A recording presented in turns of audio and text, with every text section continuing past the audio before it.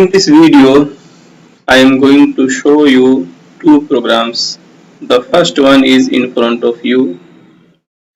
I am going to explain each part of this program. Here I have declared two integer variables I and n. This means that you can assign any integer value to I and n. Thereafter, since we are interested currently in array, so here this printf function shows the user to enter the size of an array. It is necessary because you know an array may contain more than one element. Okay. Thereafter, this is the scanf function. This function scans the value entered by the user. Once you got the size, then you are able to declare the array. Here is the array has been declared. This A part, you see there are two parts in it. This A is the name of the array, and N, this is the size. For the first time when you declared an array, the number inside the square bracket here, that number is N, will indicate the size of the array. Thereafter, you know, as I said, an array may contain more than one element, so you have to scan all those elements. So before scanning, you have to show a message to the user that the user should enter the values for the elements. And you know, as an array contains many elements, so with index number, so I have used a for loop here. Since index starts from 0, so I have initialized this for loop with I equals to 0, and here the I plus plus means after each run the I will be increased by 1, and here is the condition.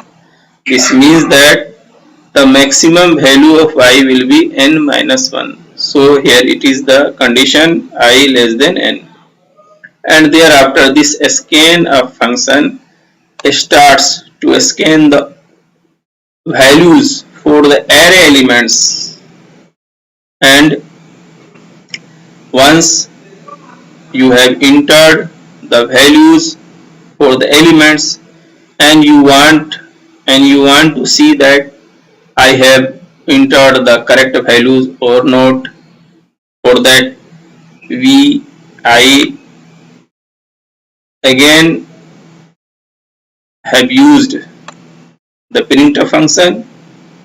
Here it says the user that the elements inserted by the user is below, and here you see backslash n. This means that the elements entered by the user will be below, because backslash n, this backslash n means a new line will be created. So accordingly you will see the elements below this statement.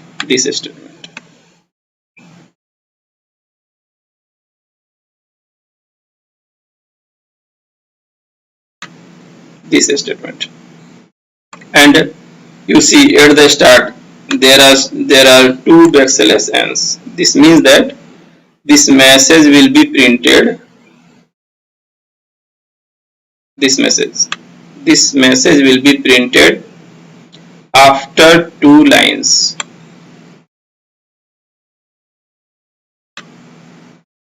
This message will be printed after 2 lines, and thereafter again, as you have to see the all array elements, so again we have to use the for loop.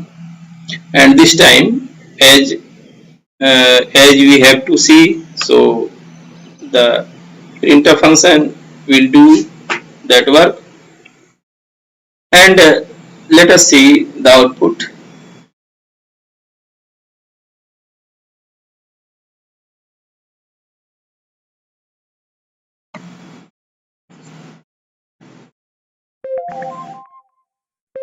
Okay, here it says to enter the size, so I am placing 4. You can place any value. So since I have inserted size 4, so I have to enter 4 digits for the array elements. Suppose 1, 2, you can take any integer, 3, 4, and you see here is that this blank space stands for 2 line. You see that in a printf function I have typed backslash n 2 times. For that part, you see this blank line, 2 blank lines. Here in the screen you see that those lines in white part. Thereafter you see the array elements entered by the user. Here 1, 2, 3, 4, the same number you see 1, 2, 3, 4. Okay. Now this uh, this is the first output, and this program on the screen is the first program. Now I am going to show you the second program. With the second program as well, you will get the same result. And in that second program, if you see carefully, then you will learn two concepts regarding the array. So obviously this is the first program, so the second program will be different, and the different is very little but very important regarding the array. So before modifying, I am going to explain. I am going to say that this a, this a is the array name, but this a stands not only for the array name, it is also the address of its first element.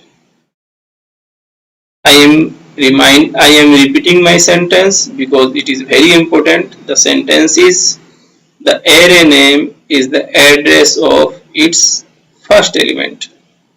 Now one thing may come in your mind, what is an address? So for that, see the first scanf function. You see here scanf function.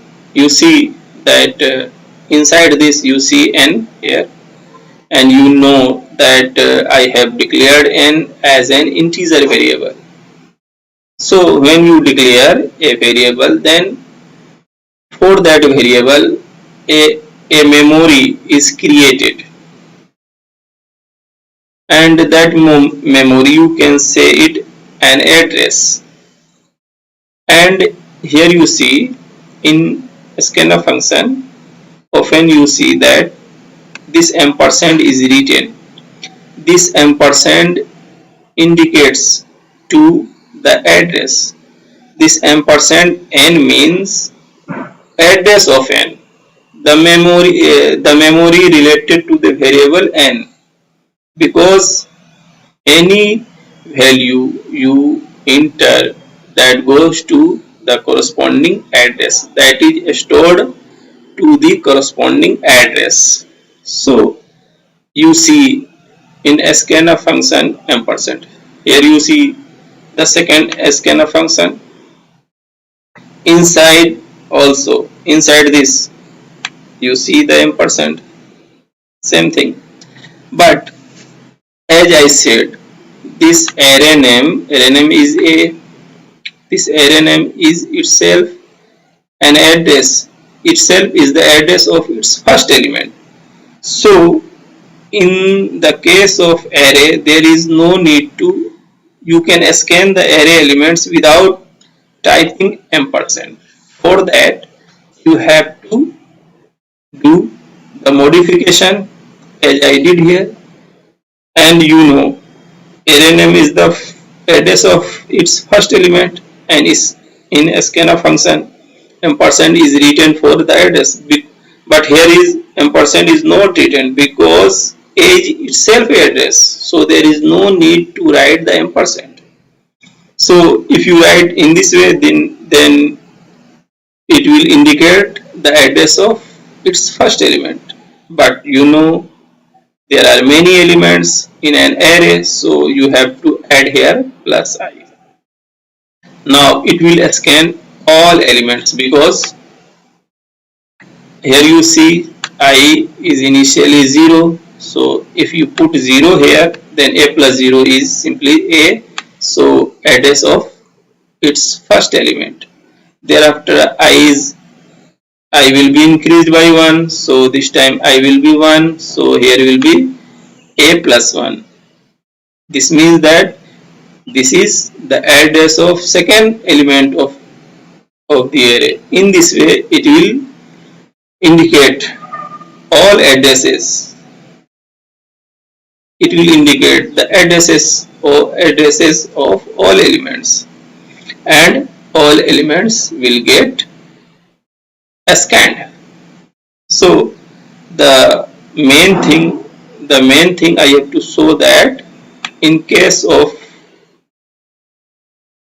an array, there is no need to write the ampersand inside the scanf function. Now, and this is the second program. In the starting, I have stated that I will show you two programs. This is the second program with very little difference. And second thing I have to say that this is not a mathematical addition, because here you know A is the address, as I said earlier, and I is not an address. I is an integer. Here you see I is an integer. So you are adding an address to an integer. So this thing is not a mathematical addition. Now let us see, we are getting the same output or not. Okay. This time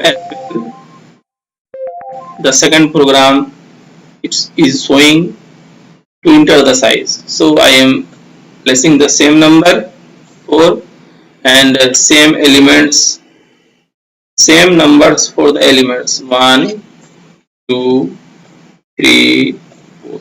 Okay, and you get the same output. Here is the output. This is the output, and this was the same as in the first program, in the output of the first program. So this difference is very small but very conceptual. If you do not understand, then you may feel difficulty in later to understand the later complex programs. Okay, so since these two concepts are important, so I am repeating again. Here you know array name is the address, not a variable address. So there is no need to write ampersand before this a. And second thing, this addition is not a mathematical addition because this is array name, that is an address, and this is a variable, integer variable. So if you add a, I is initially 0 because here it is 0, so a plus 0 is a, and after that I will increase, it will be 1, so a plus 1 is not a mathematical addition. It means that a plus 1 means that will indicates the second element of the array, and so on. So okay,